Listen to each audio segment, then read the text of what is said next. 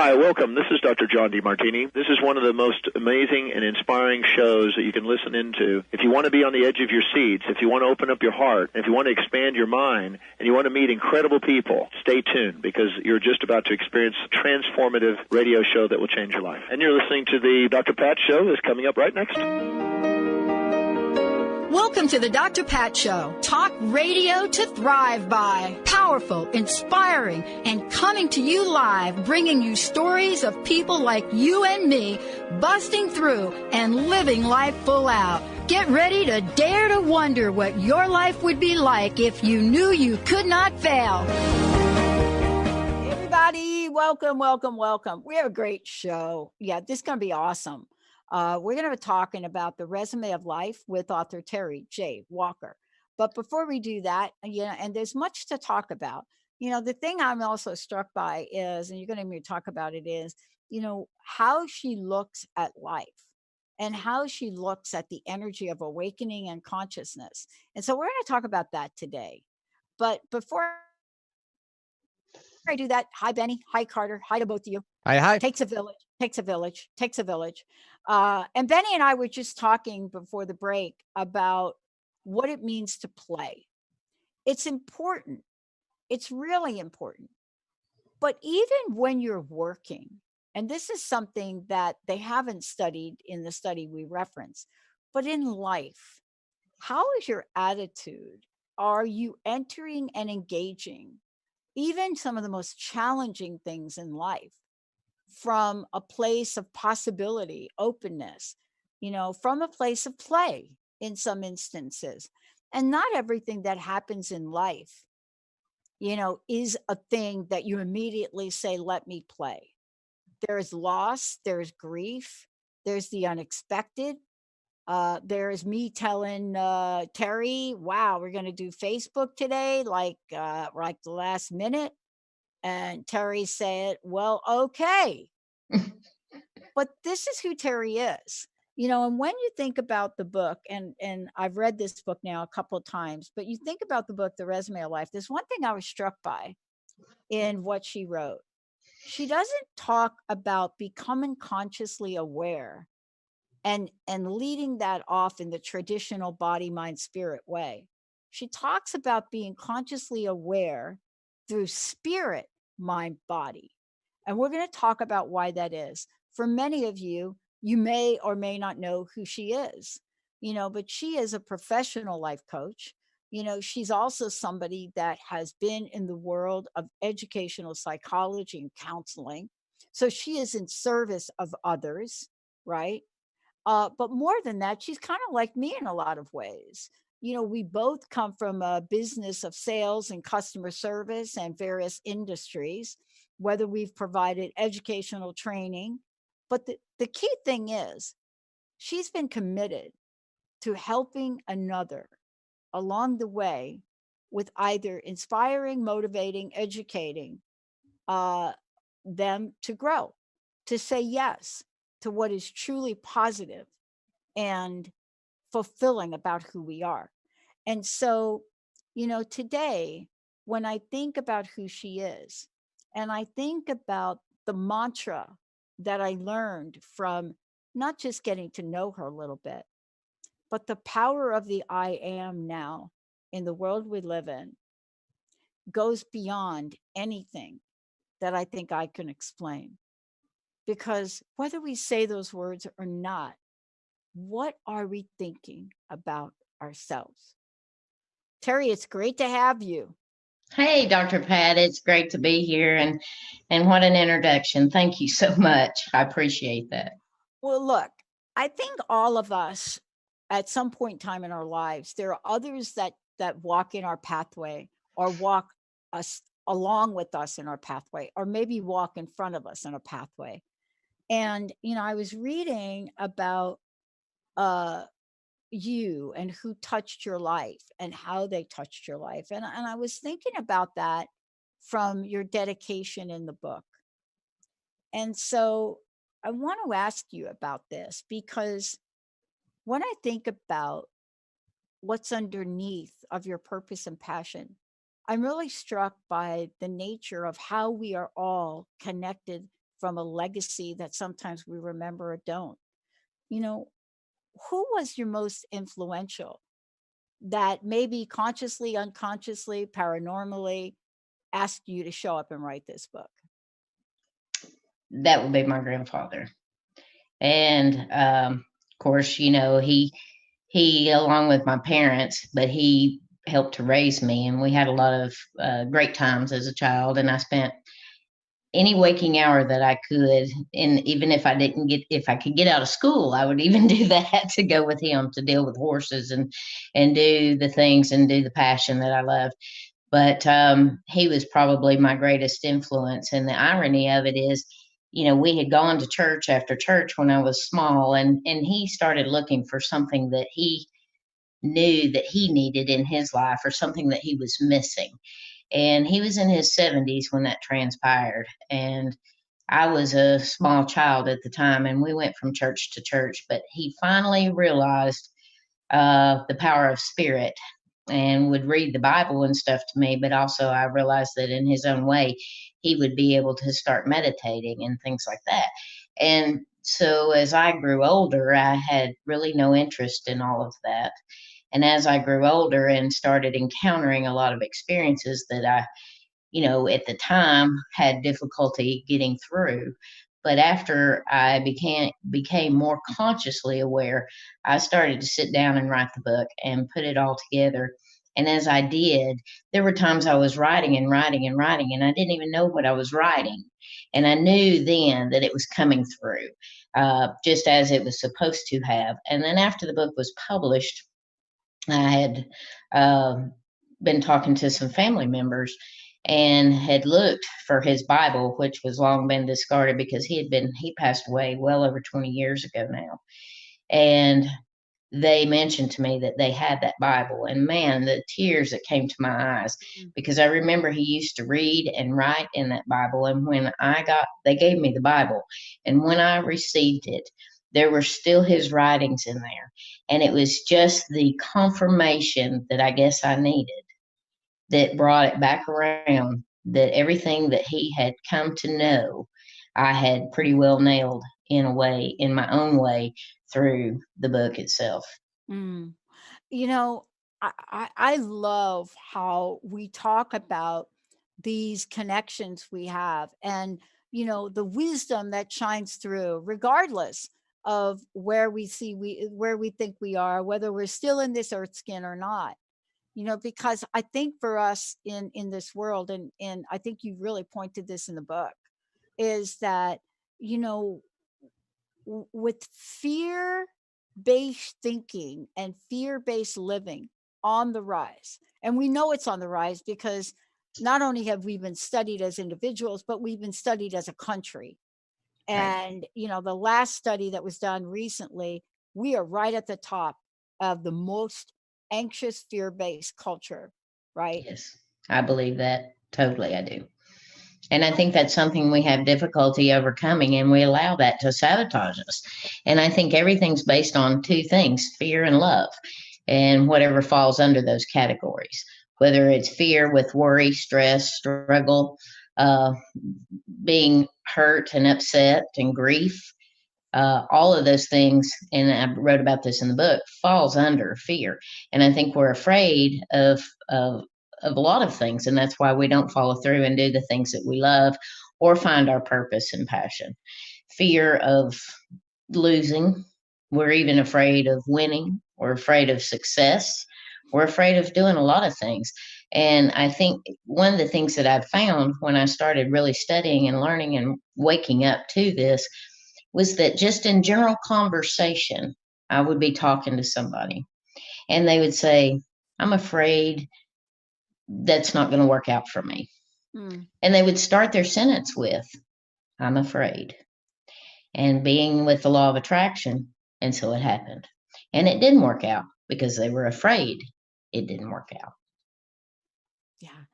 I'm struck by the the way you come out and start the book. And I just want to do this for people. I want to just read this.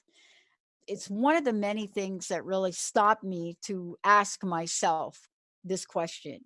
and you come out and you say, my name is Terry Walker. Although you may not know me in the physical sense, Yeah. you do know me in the spiritual realm. We are all connected. We all have experienced life. The events we have experienced may differ, but the feelings are the same. And then you go on to talk about this.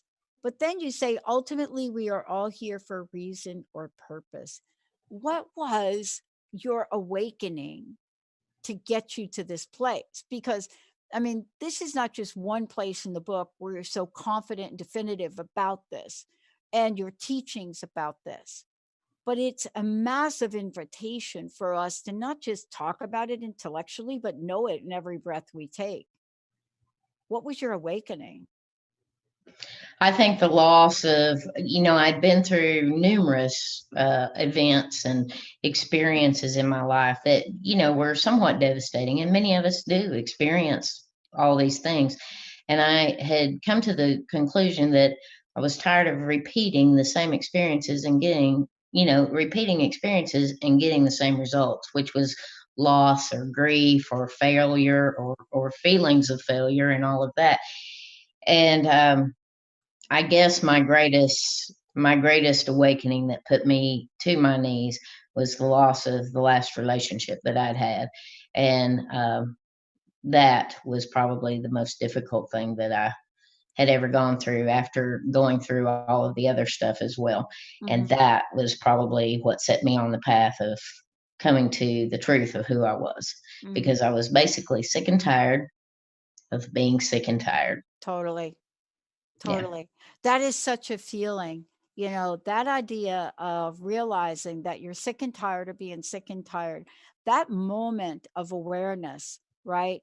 That Mhm. thing that happens before, the opening that comes next to do something about it is, for a lot of people, for those of us that get there, it could be the most painful place, but at the same time, the most, illuminating, the most exciting, because for the first time, we come to a pivotal point where we say enough is enough, even, Terry, if we don't know what to do. We're going to take a short break. When we come back, we're going to talk about what that next step is.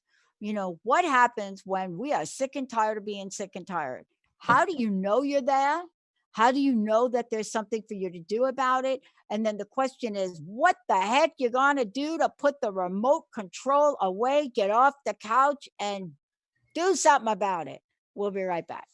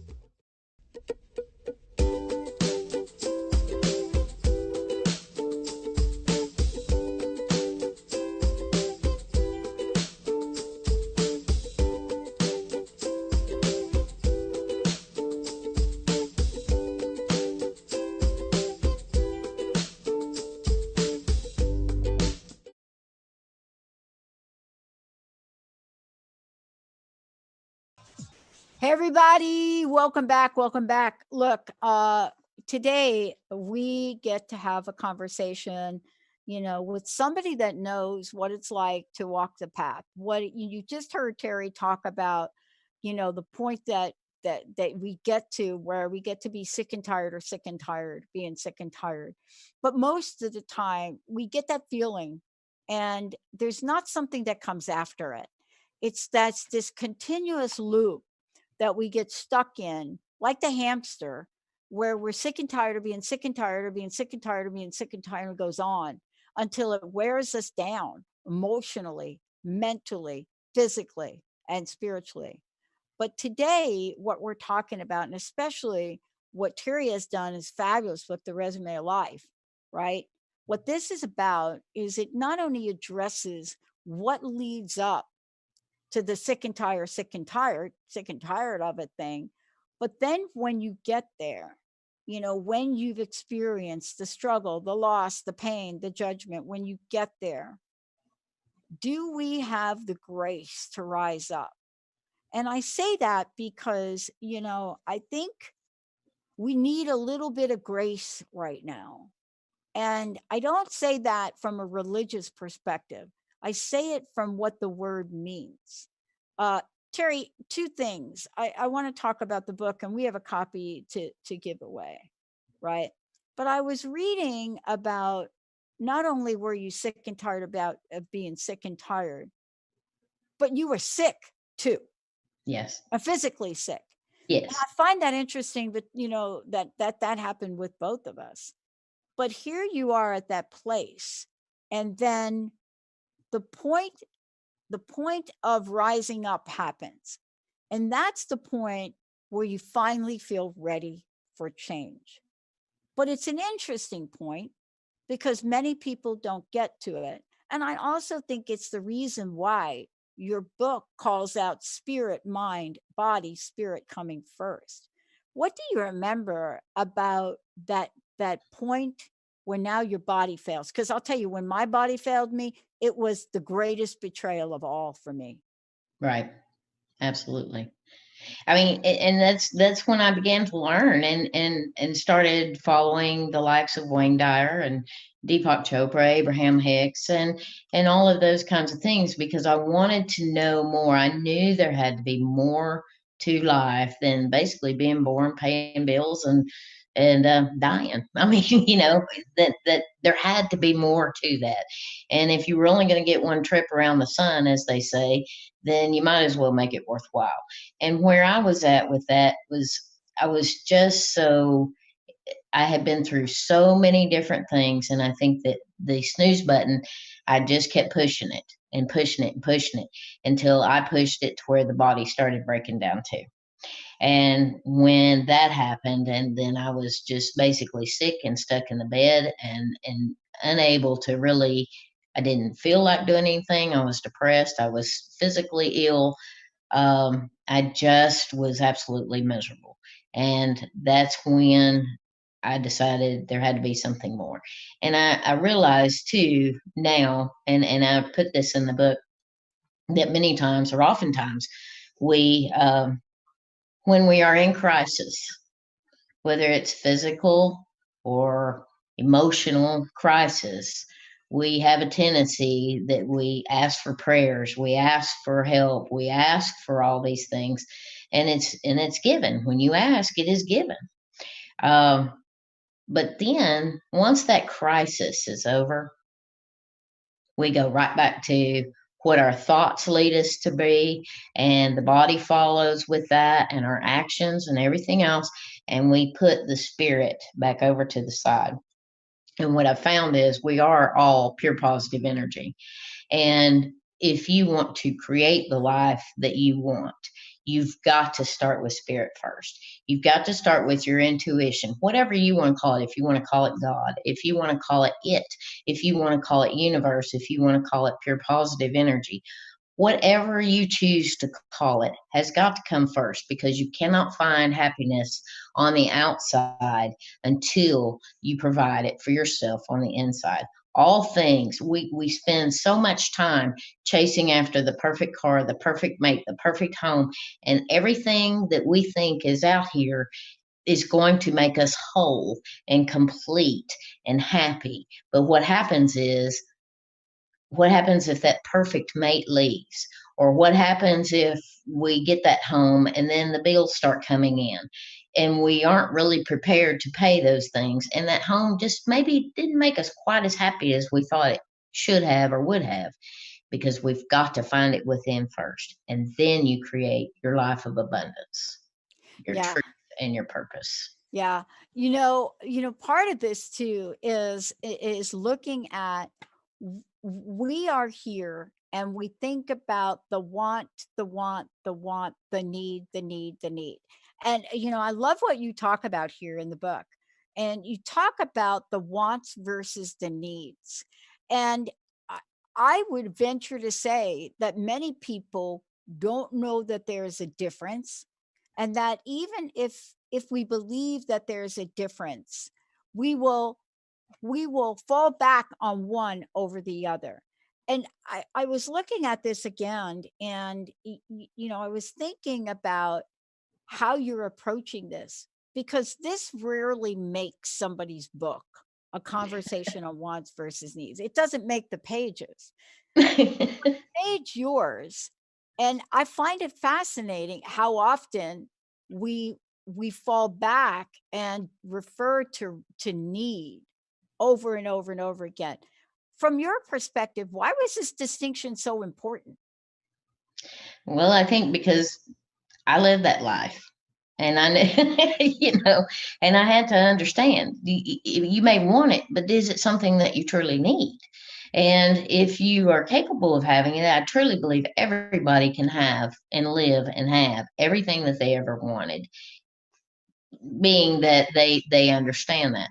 But I mean, there are a lot of things out there that we want, but if we can't afford it, or we're going to put ourselves in greater financial turmoil and more stress and more worry and more anxiety over it, then is it something that you truly need at this point? And we go back to Maslow's hierarchy of needs, and whether you need food, shelter, and clothing, and that's what you need, I mean, to basically survive.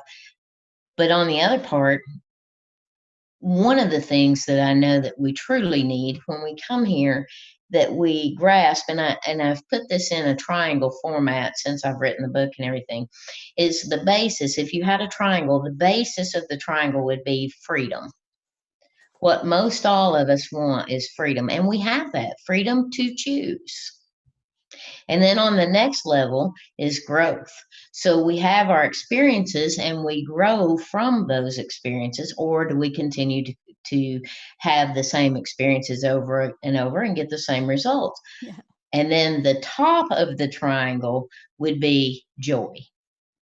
And that, I believe, is what we're all reaching for. That's what we want in this life, is to have a joyful, happy life created from freedom, growth, and joy. And I believe that that's how it's all transcending to, and then we have everything we need. You Once know, we reach that level, we have everything we need. it's interesting because I wanted to ask you about this when we come back from break. I've thought about this a little bit, and I've thought about, what are the times in my life where, compromise was my first go to. I was willing to compromise on something. And, compromise is not the same thing as win win. See, we think it is. We think, okay, I showed up and I was willing to compromise. But it's not the same thing as trying to find out what an ideal scenario would be for each of the parties affected. And I've been thinking about this a lot. And it has to do with something totally of this earth. It has to do with finding the right technical programming team, right? And so there's this trade off in life. And I think every day we're confronted with what you talked about, the freedom to choose. And I think when we think about the logical world, when we scale that and we say, oh, I'm going to buy this plant over this one because of this, we can see it. But the idea of compromising in the invisible realm, and I mean compromising by yielding, is an energy that doesn't get us out of tired. The idea of, and the feeling of sick and tired of being sick and tired. Right. So I think what I've found, and I want to talk with you about this when we come back, there is one area that if I make a conscious choice to compromise in this arena, and it's the arena of my spiritual practice and my belief, right? What is I believe? Do I believe that this is a benevolent universe, or do I believe that this is a punishing universe? When I take a walk on the wild side of that, and I decide to pull the compromise card, I can't even begin to tell you what gets to be at risk. When we come back, I'm going to be giving a copy of Terry's book away. I'm going to tell you how you can find out more about Terry, how you can work with Terry. But we're going to be talking about these decisions we make.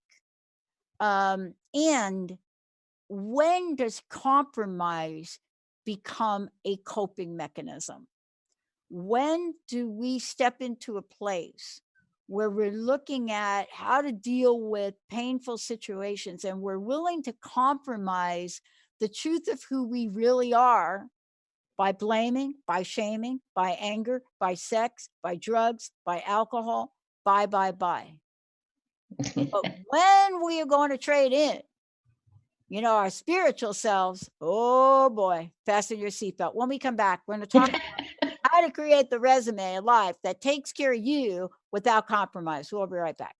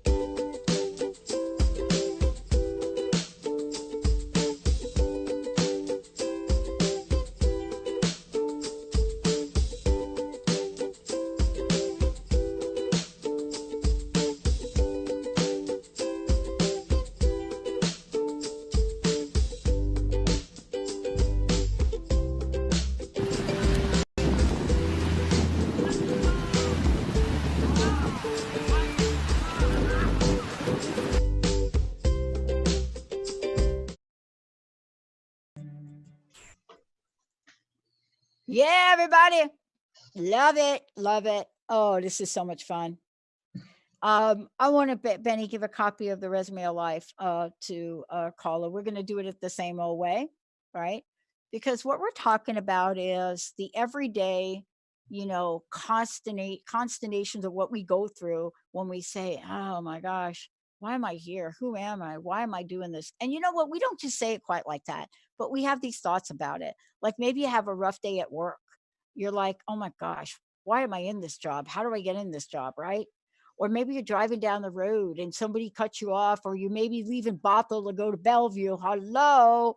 And you can't even get off the exit, and you start to like ruminate the same old thing over and over and over again. This blah, blah, blah, blah traffic, the same old thing, same old.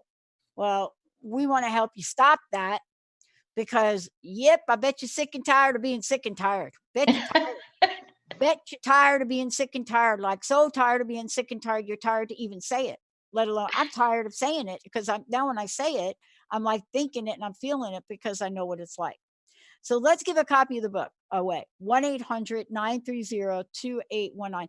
Terry, how can people find out more about you? How can they work with you? How can they get a copy of the book? Because we're going to dig into the compromise thing now.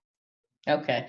They can find me online at www.terryjwalker.com. And they can also find me on Facebook at inspireandmotivate.im. So those are the best places to get me. And the books are all online there on my website, and they'll take you right to Amazon to be able to purchase them too. Okay. Look, I know you don't come out and shout this out in your book. I know that you don't come out and talk about the compromise, but I'll tell you, it screams it to me. And the reason I get there is, and you and I were talking about something during the break, where there's an aspect of what's going on in our culture right now that I am really sick and tired of being sick and tired about. And so for me, I got to think about what that even means. But the question that comes up is the one I raised when I was talking about sort of this technical situation. And it has to do with how we compromise. And I think in your book, you address this in several ways. First of all, we're talking about compromising in our everyday decisions. And sometimes that is our go-to because we don't know how to look at a win-win scenario, right? How do I win-win with my kid? How do I win-win with my boss? We don't do that. That takes work. Right. And that takes really writing the old resume of your life. But we do it. And here's the one thing I found that caused me more pain than losing a mother, and then another mother, and then a sister, a job, two other sisters, right? All of them, to the drugs and the alcohol and all of that, losing them all, to losing my mentor, right? On a trip that I was supposed to be on with her in a car accident, all of that.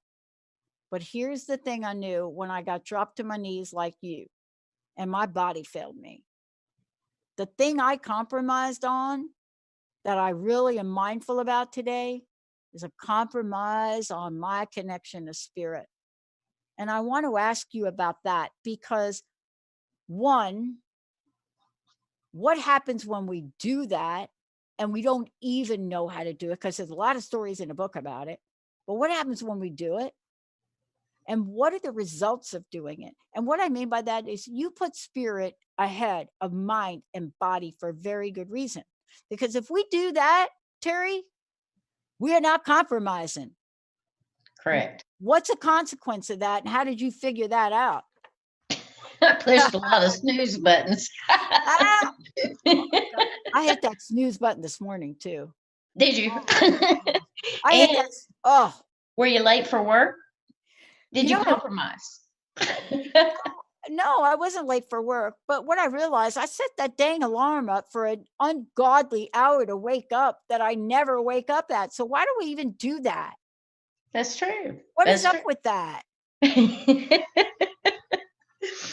Well, I mean, the compromising of, and I talk about that, about pushing your snooze button in there, because what happens when you do that is you go back to sleep and you continue on with your thoughts and your ego, and your body obviously follows, and again, spirit comes last.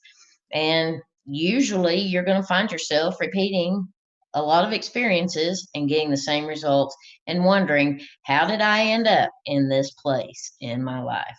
But just exactly, I mean, just even for example of pushing the snooze button this morning, not that you were late for work, as you said, but we all have a tendency to want to push that snooze button. And when we have specific events that take place in our life, and we choose to push the snooze button for it, it's going to repeat itself again and again and again. Yeah. You didn't ask me the other question, though. What was it? Even though I wasn't late for work, I didn't have enough time to water the plants outside. Oh, see?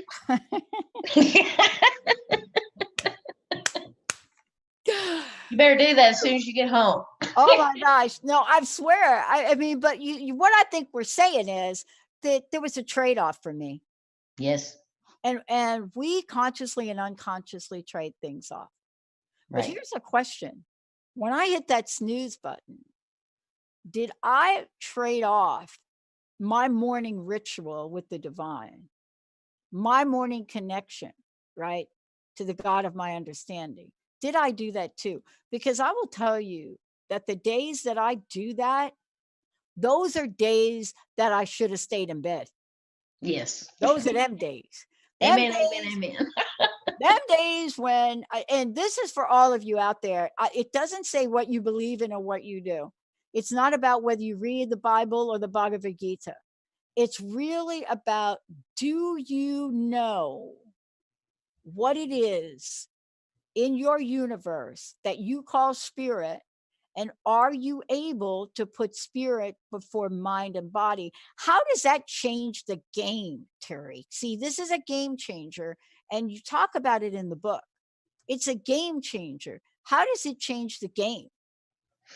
Well, I mean, and like we said, you can call the spirit anything you want, but even in the intuition, the intuitive part of it, which is what it is basically, when you've had that point in your time in your life where maybe you were thinking about someone and you thought that they should call, you need to give them a call, and you didn't follow through, and maybe something happened to that person and you wish that you had.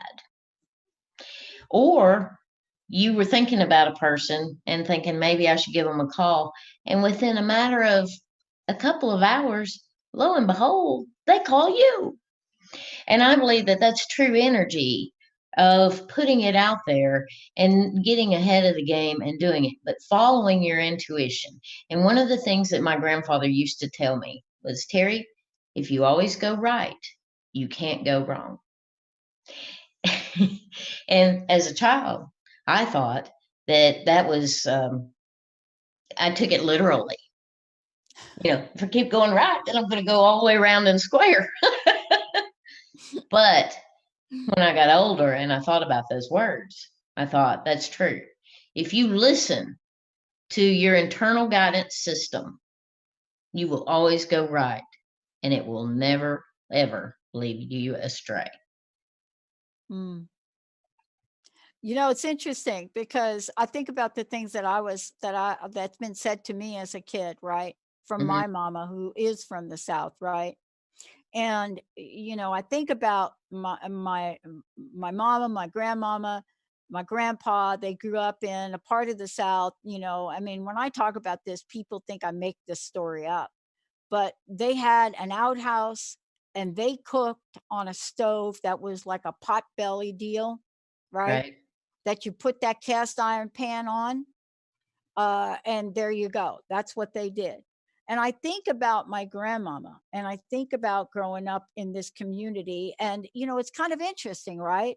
Because here we are, this family from New York, that my stepmom marries my dad. So here she is in the Bronx. Here are my two stepsisters. They come from the farm with two ducks. No, they're geese, two geese, Burley and Girly. That I remember that, Terry. Burley and Girly, who used to chase me, these geese. And they take these kids and they put them in the Bronx. But the flip side happened for me too. And so when I think about this and I think about the rituals that I learned and the rituals I learned growing up as a Catholic as well, and then I combined them I often wonder how I have forgotten as an adult not to compromise when it comes to putting spirit first. And, it's an important thing to do. But there's something else I want to talk to you about when we come back, and it's related to this. It's this idea that what if life were a series of mirrors? What if this is what life was? And when we ask mirror, mirror on the wall, who is the fill in the blank of them all?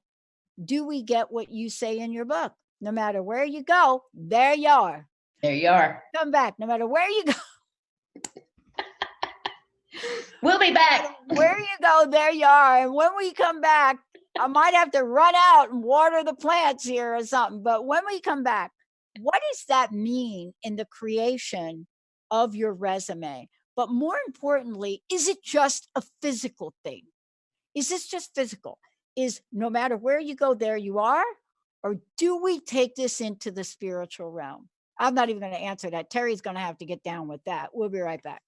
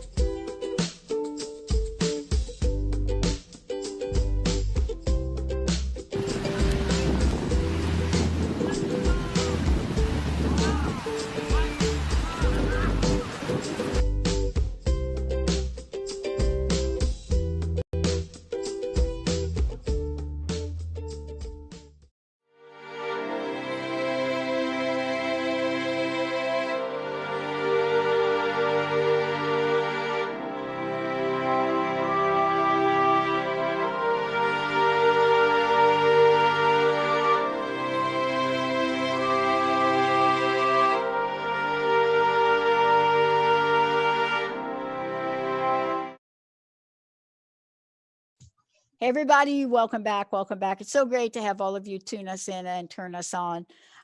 Thank you so much for that. Terry, I want to talk about this last thing. I know we got about 5 minutes or so left to do it, but I think it's important. But before we do it, again, one more time, how can people get a copy of this fabulous book right here? How can it, of course, all of my edges are curled and stuff. How can they get a copy of your book? And also, how can they find out more about you and work with you? You can find out all you need to know at www.iam, that's IAM, TerryJWalker.com. And the resume of life, we're like Burger King here. We've gotten it any way you want it. So you can have it in soft cover, hardcover, ebook, and it's on Audible and iTunes. Okay, I want mine with extra pickles. Listen, I know we didn't talk about this earlier, but in the book, you make a reference and you say everything is energy, and you talk about that early. Mhm. And there are so many other things you do talk about in the book, of course, judgment and so forth. But this one point, I think it's important to really, kind of talk with you about here in the show. No matter where you go, there you are. And you say our lives are like mirrors. Who you are on the inside and what you exhibit to the outside world is a direct reflection of what you see and receive. See, I could read that over and over again, but it was so important to talk about it because I reflect back to what you said earlier about, right? Everything is energy. And I'm thinking to myself, how do I want to show up in the world? And what do I need to do that? And so you talk about this in the physical resume of things in this section. But what I'm really struck by is like so many things mama would say, girls, you make your bed, you sleep in it. Now, what the heck did she mean by that? I mean, I didn't even figure that out till I was like 35, what that actually meant. But what she was saying is kind of what we're saying here. Mhm. If I'm going to show up, in a place that is going to demonstrate my shortness, my limitedness, my doubt, my fear. And I was telling you about this during the break about how I performed last night in a practice that had no business behaving that way, but doubted myself on the onset. If if you enter the journey, right, no matter where you go, the journey, if you enter that with doubt, uh, there you are. Oh, who's coming with you? Oh, doubt. It's not the pickles. So this particular part in the book is so beautifully written. This has got to be a game. This is more than a game changer. This is a showstopper if we don't get this here right. I believe I agree, and that's pretty much why I put that in there. And with mirrors, I think that so many of us critique ourselves, and we critique everything through our physical eyes.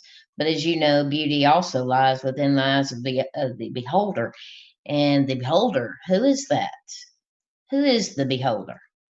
Spirit, energy, source, loving you always. You are worthy. You are worthwhile. You are composed of love and energy and light. And but many of us miss that, and we think beauty lies in the eyes of the beholder through the mind, through the physical aspect of it. And that's where we start judging things. And we do it to ourselves, and we do it to everyone around us, and to things around us. Um, that's why I ask in the mirrors chapter, we critique ourselves. We'll just go by and look in the mirror, and some of us don't even want to look in the mirror because we don't want to see our shape, our form, our wrinkles, our graying hair, our acne, or whatever it is. But if you go past the physical and look into the spiritual, that's where you will find growth and truth and love and the divine of the truth of who you are. That's where your purpose, your desires, and your passion, your unique skills and abilities all lie Yeah. and come from. So often, I love this expression because so often I've gotten to a place. And when I've gotten to that place, right, and I think about it, there you are, here I am, right? Here I am. And it doesn't turn out the way I thought it would. and we try to look for the judgment, the blame, the lack of forgiveness, the hurt, the pain, that doesn't take us to another place. So No. when we show up with all of that, not only are we still there, but we are stuck there. Yeah. And And we've just placed more burdens upon ourselves. it's a beast of burden. A beast of burden. That's Mick Jagger, baby. It's the beast of burden that we put on us. And I think that's what we're talking about here today. See, I always refer to one of my favorite books. I did this yesterday. I'm going to say it again. I was in awe by Viktor Frankl. You know, I was in awe by his book and his experience in concentration camps. I was in awe by it. And yet I strive, and I read that book every year, Terry, because I have to be reminded.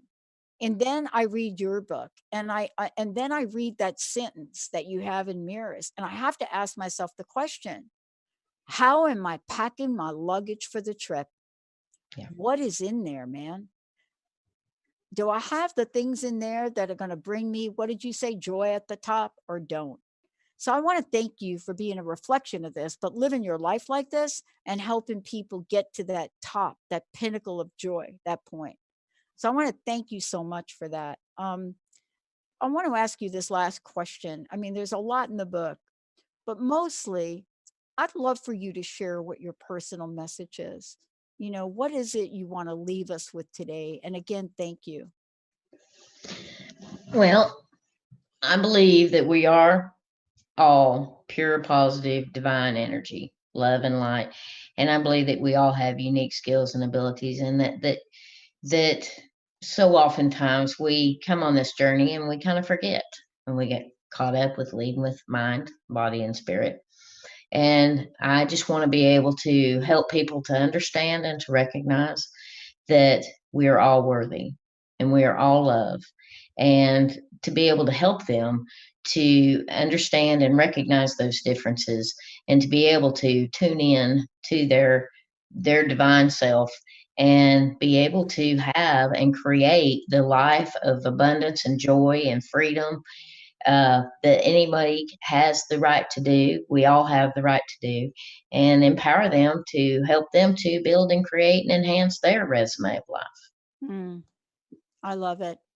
You know, Terry, thank you so much for today. Again, please give out the website and let folks know. You know, pretty much the book is available everywhere. Please give out your website so they can find out more about you.